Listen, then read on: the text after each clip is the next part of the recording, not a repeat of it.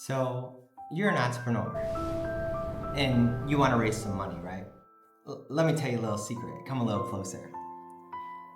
There's two ways that you're going to raise money as a private company. You can get a private investment, or you can do an IPO, an initial public offering, and raise money through the public markets. Now, when you're making your decision, great. If you got a rich private investor, otherwise known as an accredited investor, you can just raise money directly and they can make a private equity or venture capital financing into your company. But that's not what we're talking about today. What we're talking about is an IPO, the milestone of every company's life. When you're thinking about this, I want to tell you a couple things to help you make your decision. Number one is timing. How long is this going to take?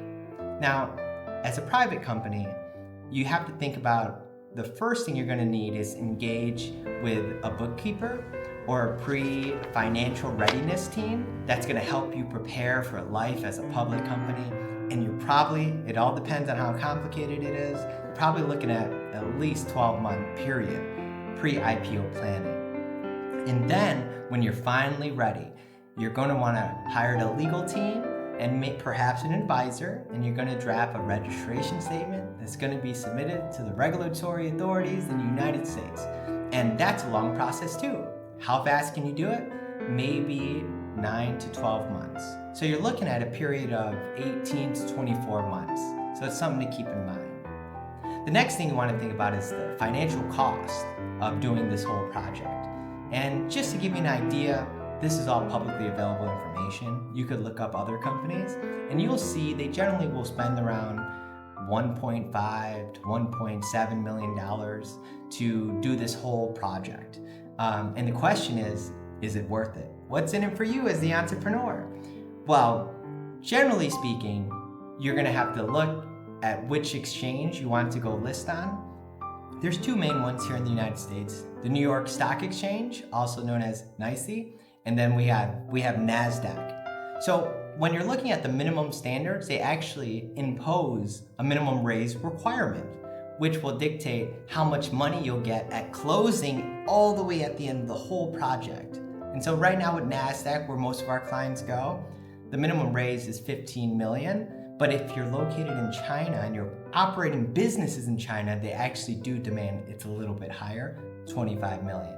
But if you are able to meet these standards and you get to closing, yes, you get a check for $15 million, assuming the minimum raise. Now, minus cost, right? So people who are involved in the deal are going to get their money, including the underwriters, the lawyers, etc. But there's going to be other fees that are deducted from the check that you're going to get.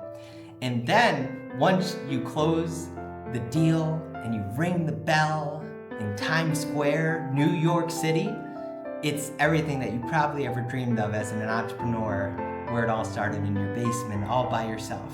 It's the milestone of a company's life, the prestige and the branding that come along with being a public company traded in New York City, the United States of America, in the financial heart of the world. It's everything you think it would be.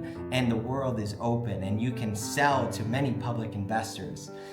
So there's lots of benefits that come along, but it's not easy, it's long.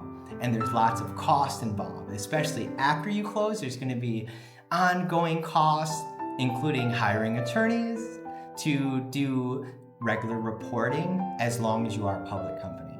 So the question is it worth it? And that's not for me to answer. That's for you.